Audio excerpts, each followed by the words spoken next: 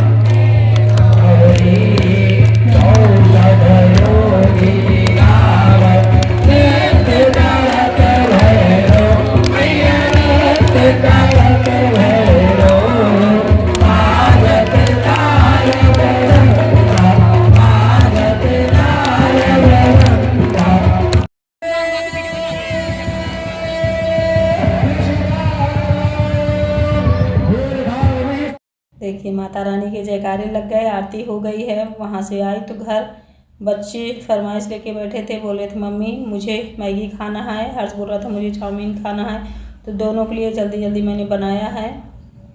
फिर इधर मिर्ची में तल रही हूँ। ये बोल रहे हैं कि पराठा बना दो, मिर्ची का अचार बहुत ही नहीं अच्छा लगता है, तो मैंने कहा ठीक है भाई। ये मसाले वाला मिर्ची का अचार बन के रेडी हो गया है। अब आप लोग कहोगे कैसे आपने बनाया है, रेसिपी दिखाओ, तो किसी दिन दिखा दूंगी। सारे मसाले मैंने डाले हैं, अचार टाइप मैंने रखा, जैसे हम आम वगैरह का अचार रखते हैं ना, सेम वैसे ही। बस इसे थोड़ा सा मैंने पका लिया है। उस अचार को हम ऐसे ही मिला के रख देते हैं। और ये जस्ट खाने के लिए मैंने बनाया है ना, तो इसे थोड़ा सा धीमी आंच में पकाई हूँ। फिर देखिए खाना वाना खा के सो गए थे। ये अगला मॉर्निंग है, साफ़ सफाई शुरू हो गई है। पूरे घर में पहले झाड़ू लगाऊंगी। देखिए धूल उड़ रही है ना, तो जो ये रिकॉर्डिंग हो रही मेरी उसमें भी समझ में आ रहा है। इस समय धूल बहुत ज़्यादा घर आ रही है, बहुत ज़्यादा दिक्कत है। मैं जो थोड़ा सा धूल को अपने पास ही रख सके ऐसा कोई पावदान में लेने वाली हूँ, क्योंकि धूल की वजह से परेशान हो गए हूँ। दिन में 2-4 बार झाड़ू लगाना पड़ता है, और झाड़ू लगा के अगर घर छोड़ दोगे ना तो तुरंत किसका लगने लगेगा। पोछा भी लगाओ तब जाके होता है, थोड़ा साफ़ सफाई वाला घर दिखता है। तो पोछा भी लगाना पड़ता है 2-3 बार।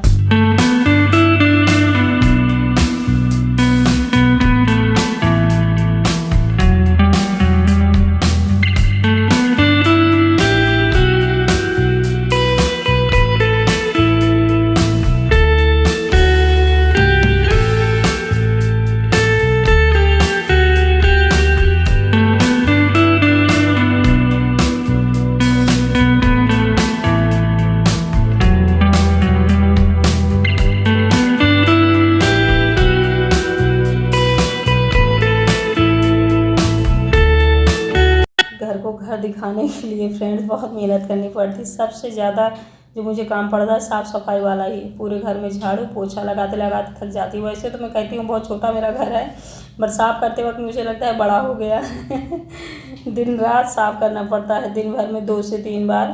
कभी कभी तो लगता है चलो सुबह मैंने एक पोछा लगा दिया है, दोबारा नहीं लगाऊंगी, घर साफ़ रहेगा। साफ़ रहे कोशिश करती रहती हूँ, अंत में फिर से मुझे पोछा लगाना ही पड़ता है।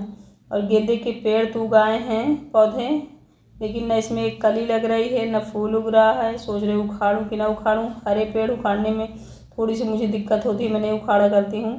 फिर चलिए पूरे घर में पोछा लगा लेती हूँ, फिर मिलती हूँ आप लोगों को। फिर ये अगला दिन है सैटरडे का। आप लोग कहोगे कितने दिन का ब्लॉग है, तो ये 4-5 दिन का ब्लॉग इसमें ऐड है।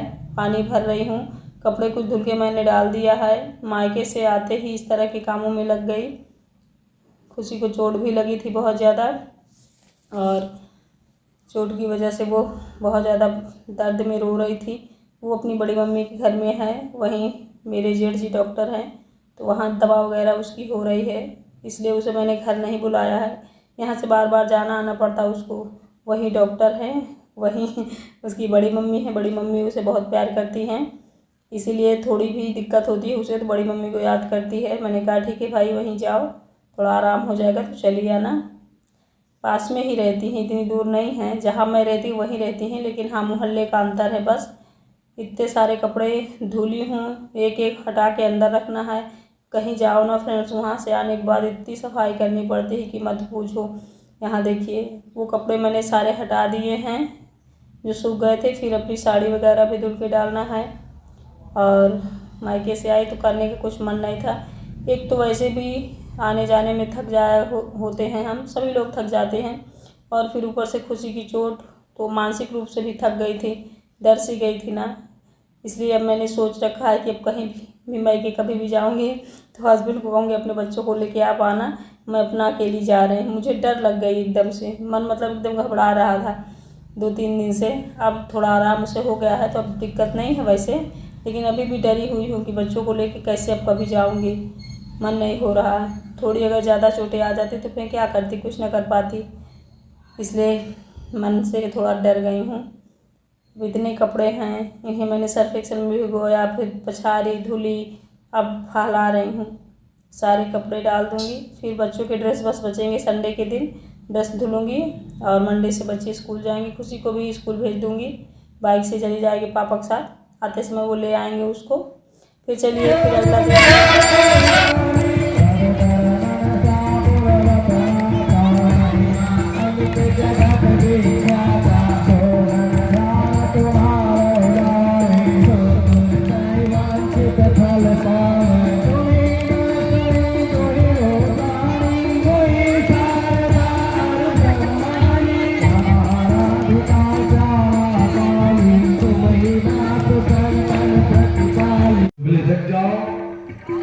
ग्रुप की झांकी है कल नौमी, फिर उसके बाद दशहरा और उसके पश्चात फिर आपको सबको पता बताने की जरूरत नहीं। इसलिए आप लोग अपने अपने कार्यों से निवृत्त होकर के बहु संख्या में यहाँ उपस्थित होंगे और उपस्थित होकर माँ भगवती की पांडार आरती में सम्मिलित होंगे।